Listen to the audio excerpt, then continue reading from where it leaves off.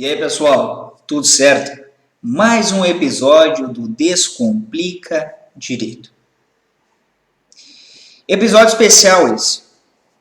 Sim, porque vamos tratar da recente lei sancionada no dia 26 de agosto de 2021, qual seja a Lei 14.195. E por que ela trata, ela está nesse episódio especial? Primeiro, porque ela foge à regra do que estabelece a Lei Complementar 95, mais conhecida como Lei das Leis. Aquela lei que estabelece como se formula uma lei, uma norma jurídica, principalmente uma lei. Ela foge a essa regra. Porque ela trata de tantos assuntos que chega a causar uma confusão no leitor. Seja ele alguém ligado às ciências jurídicas sociais, direito, ou mesmo leigo que quer saber do que se trata aquela norma. Esse é o primeiro erro. Notem que não estamos nem falando dos objetos, vejam bem, dos objetos tratados na Lei 14.195. E o principal deles, o principal, que nós fizemos até recentemente um pequeno vídeo alertando sobre isso, prioridade de citação processual no âmbito do processo civil por meio eletrônico. E aí vocês vão perguntar, podem perguntar, Martinez, mas esse meio eletrônico é o portal do processo eletrônico no Rio Grande do Sul, por exemplo? É o PJE no âmbito da Justiça Federal? Ou mesmo o EPROC da Justiça Federal? É o EPROC aqui da Justiça Estadual? Não, porque já há uma regulação a respeito de atos processuais eletrônicos, por meio eletrônico. Esse meio eletrônico que é tratado ali é notadamente serviço de mensageria privada. Melhor dizendo, WhatsApp, Messenger e por aí vai. Isso é possível? Pois é. Mas vamos comentar mais adiante. Primeiro, vamos falar sobre a estrutura da norma. Por que uma norma ela tem uma estrutura, tem passos a serem seguidos? Porque ela precisa, primeiro de tudo, trazer clareza e coesão no texto que ela apresenta. Não pode ser um texto dúbio, um texto sem clareza.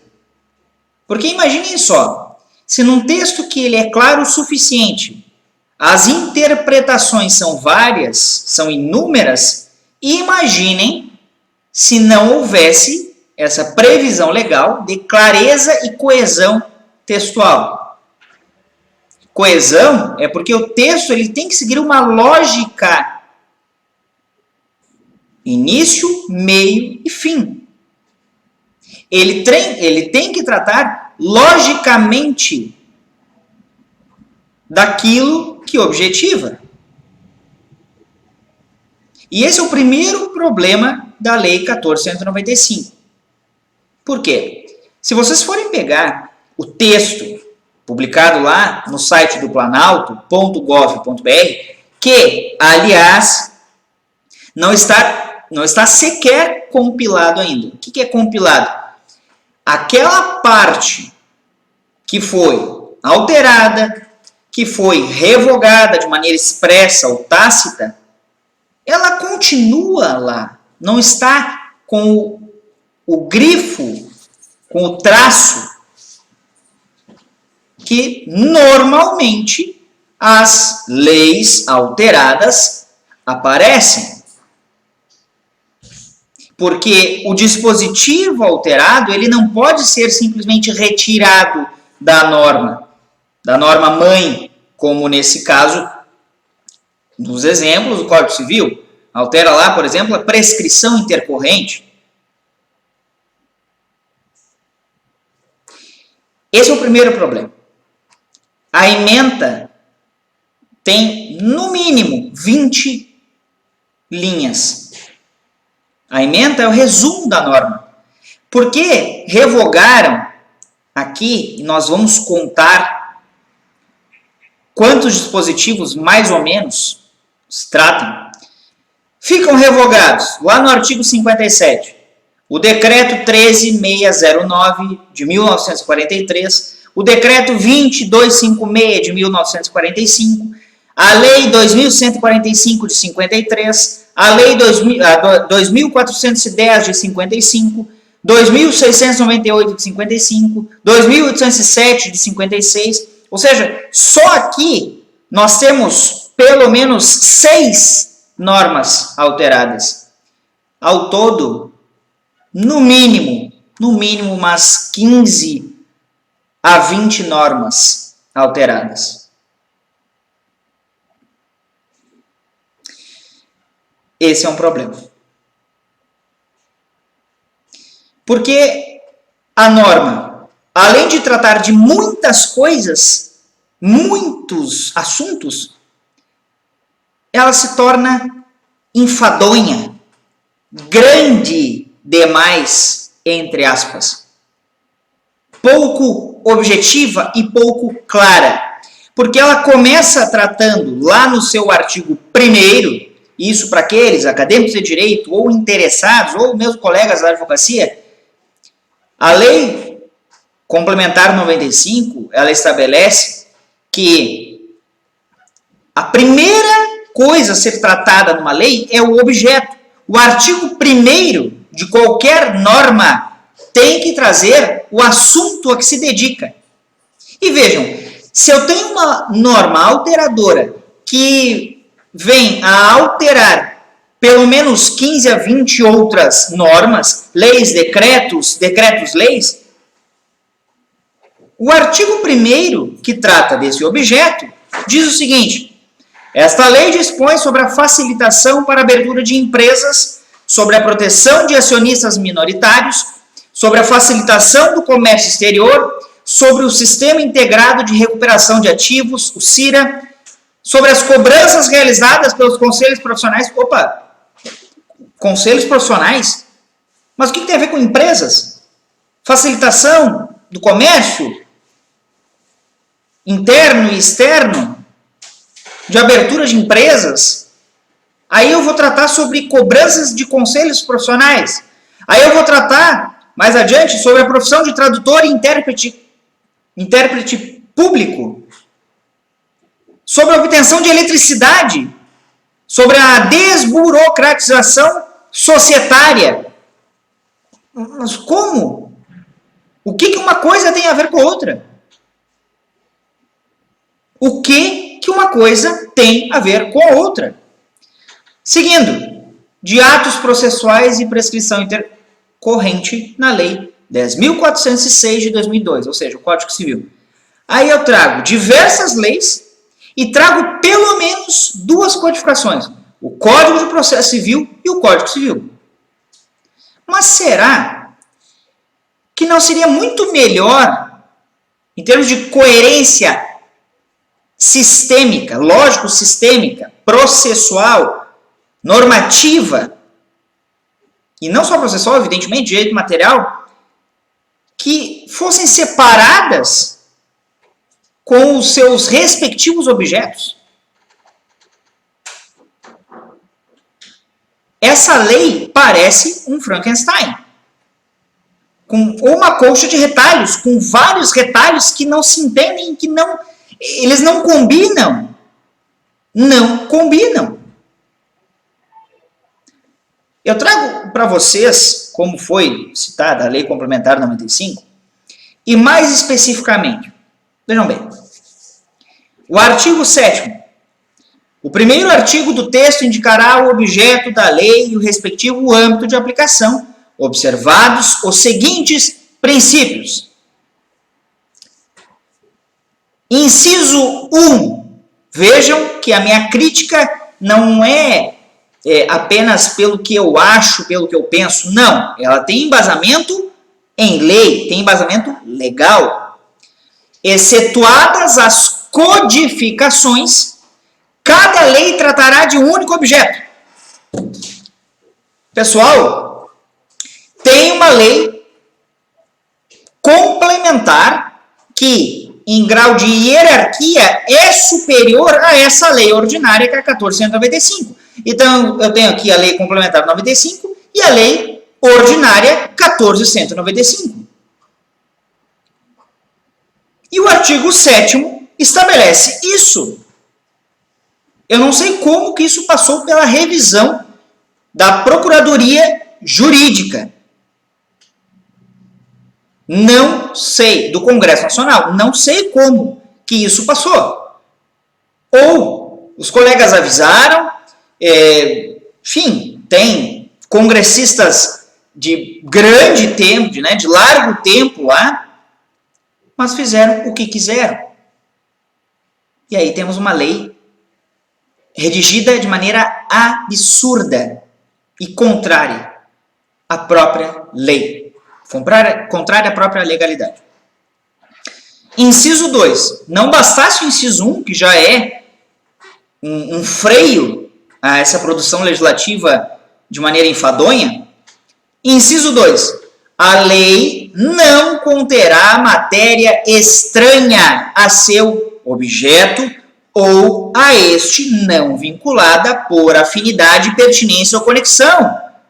Ou seja, novamente, pessoal, atenção, qual é a conexão que tem com eventuais cobranças de conselhos profissionais, com abertura de empresas, com a desburocratização de sociedades empresárias? Como? O que tem a ver uma coisa com outra? E aí me trouxeram lá a prescrição intercorrente no Código Civil. O que uma coisa tem a ver com a outra? Nada. Nada. É um absurdo isso. Evidentemente que deveria ter sido vetado no todo esse projeto de lei para a reformulação. Eu não estou dizendo que a matéria estava inadequada, eu não estou analisando a matéria, ou melhor, as matérias. Eu estou analisando do ponto de vista lógico-sistêmico. O que é isso? Há uma lógica na formulação da lei e ela deve, na sua formulação, observar esse sistema. E esse sistema normativo é previsto, de maneira obrigatória, a sua observância pela Lei Complementar 95 de 98.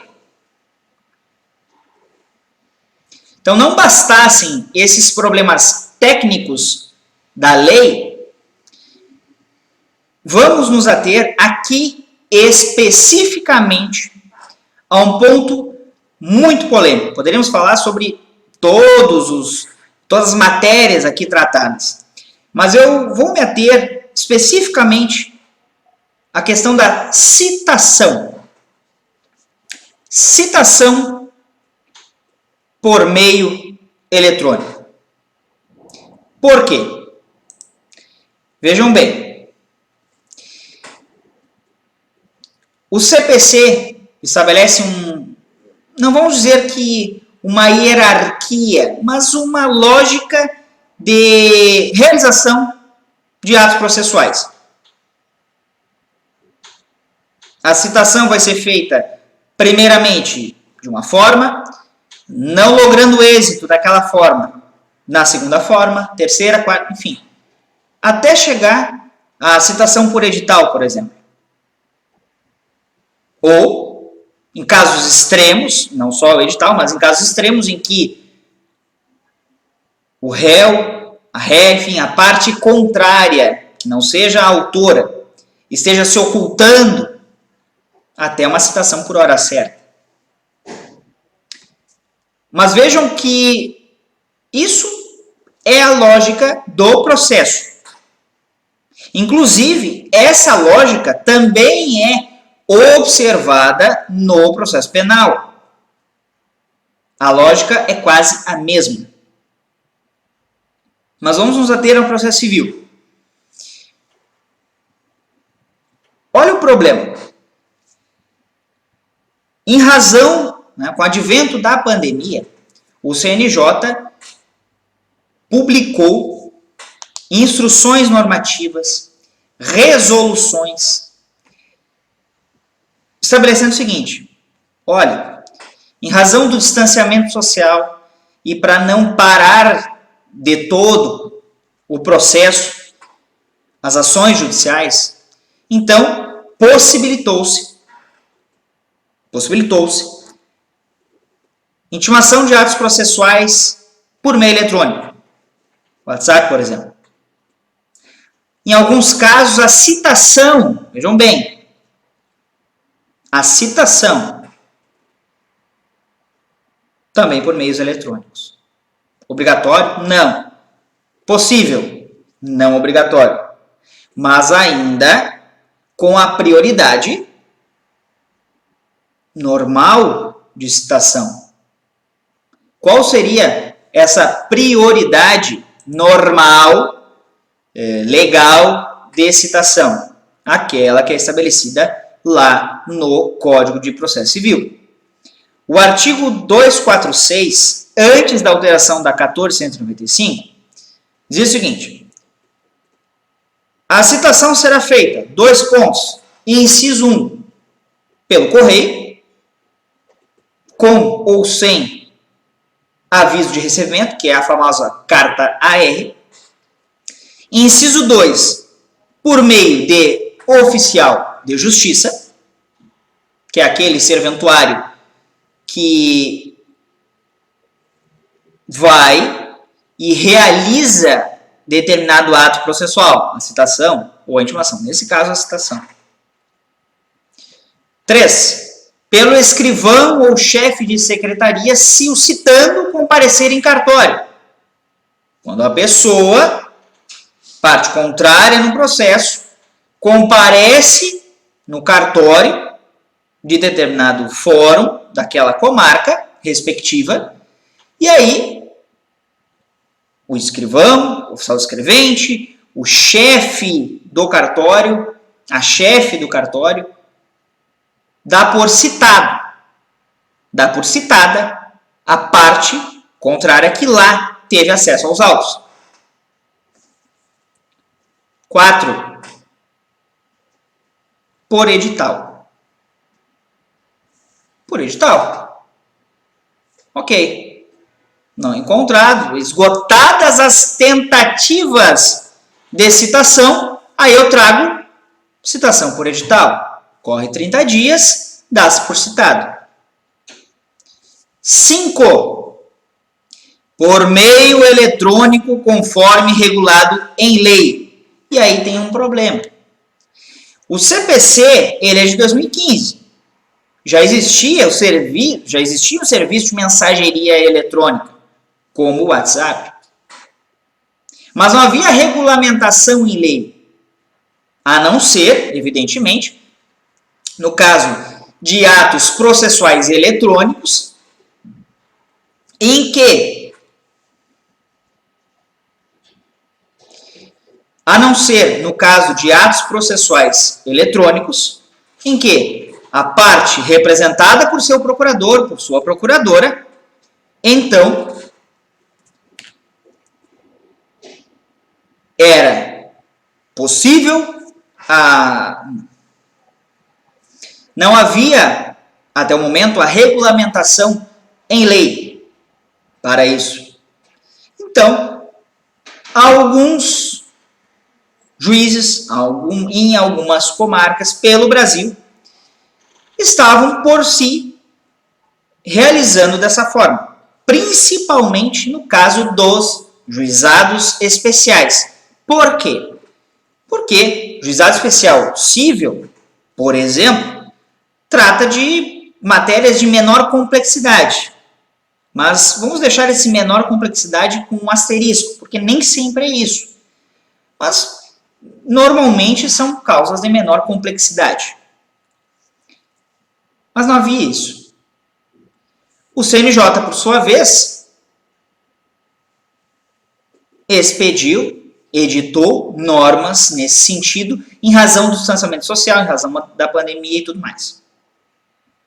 Mas não era de observância obrigatória. Poderia ser feito, vejam bem, poderia ser feito, não era de observância obrigatória. Agora, nós temos o contrário disso tudo. E vejam, eu não estou aqui a defender a formalidade pela formalidade. Não é isso que eu estou dizendo. Mas o mínimo de formalidade garante o máximo de legalidade. O mínimo de formalidade garante o máximo de legalidade.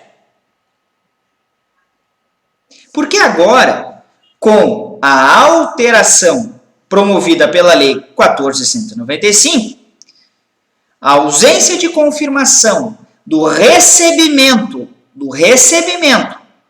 daquela citação em até três dias úteis, contados do recebimento da citação eletrônica, implicará a realização da citação pelo correio, por oficial de justiça, pelo escrivão, chefe de secretaria, se o citando, comparecer em cartório e por edital. Mas isso é o básico, isso é o que está na lei. O que não foi dito, e aí essa é a indignação que eu trago para vocês, é o seguinte. O caput do artigo 246, ele foi alterado, do Código de Processo Civil. Aí ele diz o seguinte: a citação será feita preferencialmente por meio eletrônico. A ordem foi alterada. Se preferencialmente a citação seria feita pelos correios, por meio de carta encaminhada, agora não. A ordem foi alterada. Só serão observadas essas outras formas de citação caso a citação por meio eletrônico não seja possível, dentro do prazo que a lei está estabelecendo.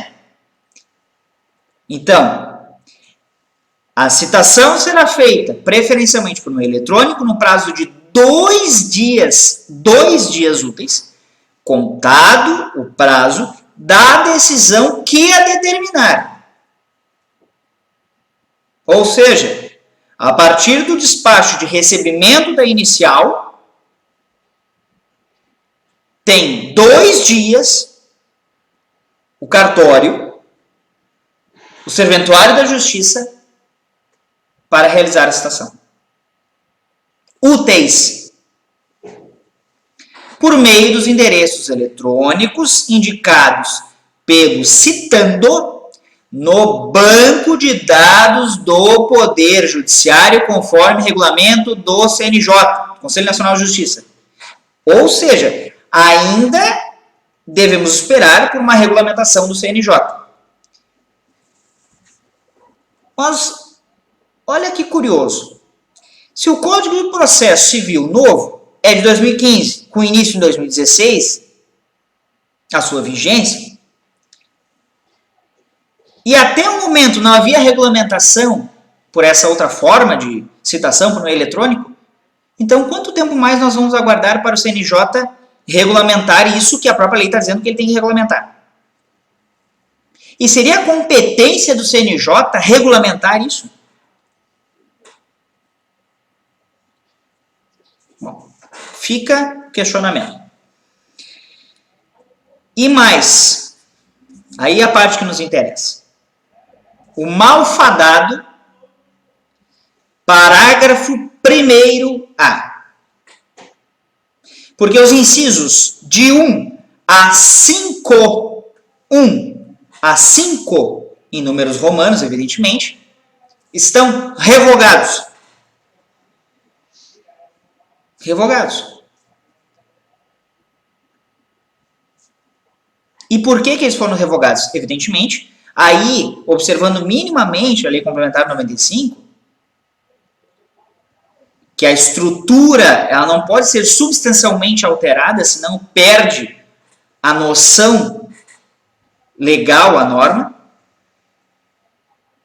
perde a noção de lógica de interpretação, de hermenêutica jurídica.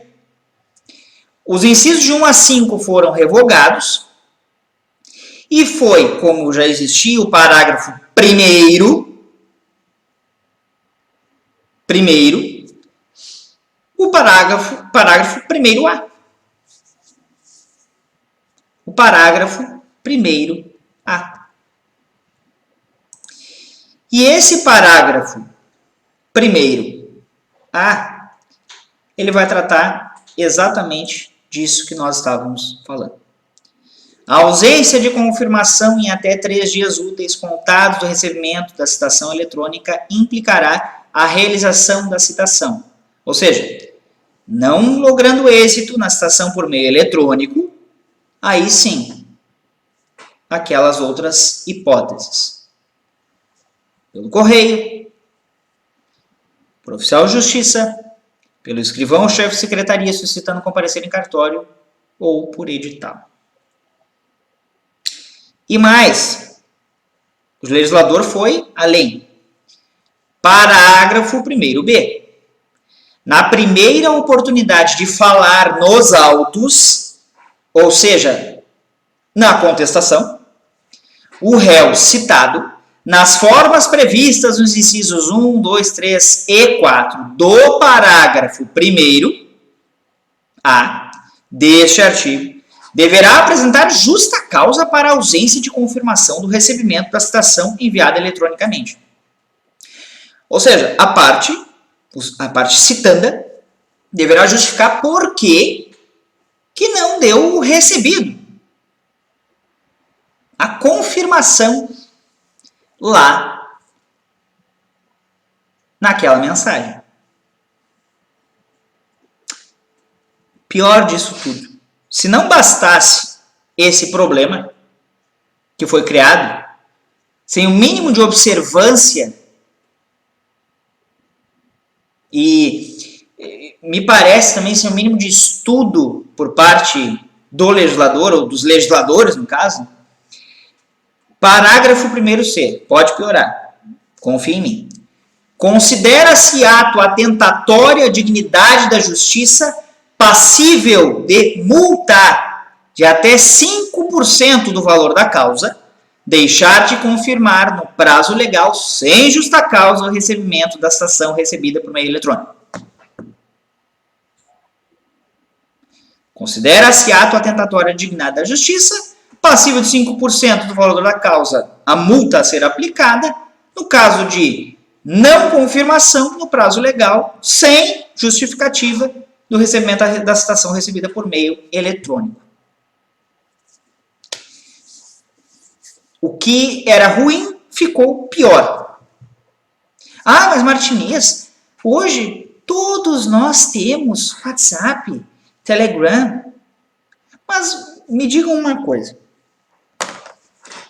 Por um acaso, se hoje o WhatsApp deixa de existir, como é que serão feitas essas citações? Como? O judiciário brasileiro criará um aplicativo para isso e cadastrará todas as pessoas, os mais de 200 milhões de habitantes? E os mais de 200 milhões de habitantes, incluindo as crianças, todos eles têm smartphones ou smartphone? E todos eles têm acesso ao WhatsApp ou outro serviço de mensageria? Vejam que, novamente, não é obstar o prosseguimento ou desenvolvimento de um processo apenas pela formalidade, mas De novo, o mínimo de formalidade garante o máximo de legalidade. E não é o que essa norma está prevendo. Vários são os exemplos, pessoal. Vários são os exemplos. Uma pessoa que tem o seu celular, seu smartphone furtado, roubado, extraviado, não tem mais a posse daquele aparelho eletrônico e não conseguiu bloquear a conta, por exemplo, está lá a pessoa que praticou aquilo, que está em posse daquele objeto, conseguiu ter acesso à conta. Ai, mas ele foi furtado, ela foi furtada, foi roubada, enfim. Mas ela não quis fazer a ocorrência policial, como é que vai justificar? E mesmo com uma ocorrência policial, sabemos que uma ocorrência policial é um ato meramente administrativo. Ele é um indício. Ele é indício de que algo aconteceu. Não é prova, é indício. Eu estou em um local sem acesso à internet, por algum retiro, ou porque eu não tenho um pacote de dados, por exemplo. Eu sou paupérrimo, não tenho. Ah, mas ele não deu recebido. Ele está se ocultando. Vamos aplicar a multa de 5% do valor da causa. Isso transparece a vocês, traz a vocês uma lógica, um mínimo de lógica, de interpretação da norma, de aplicação da norma. Me parece ao contrário. Falando popularmente, é empurrar goela abaixo algo que deveria sim ter um estudo e ser de uma outra forma e não como prioridade. A alternativa não é prioridade. E mais, e a função, o cargo público de oficial de justiça, ele vai deixar de existir? Não, mas olha só, se não conseguir assim, terá que ser para o oficial. Mas, na verdade, não. Pode o chefe de secretaria, a chefe do cartório, citar. Foi designado para aquilo. O oficial de justiça ad hoc, por exemplo, para aquele ato. Não é lobby para determinado cargo público, mas quando se formula um projeto de lei e que altera drasticamente um sistema, o pensamento e o estudo em cima daquilo tem que ser muito bem realizado e muito aprofundado.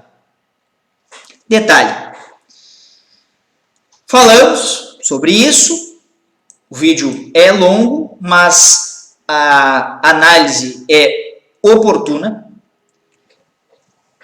Poderiam perguntar agora, tá, mas então, Martinez, o mínimo que o legislador fez foi dar um tempo, não é? Dar um tempo para que isso seja cumprido, tenha vigência e, evidentemente, eficácia jurídica?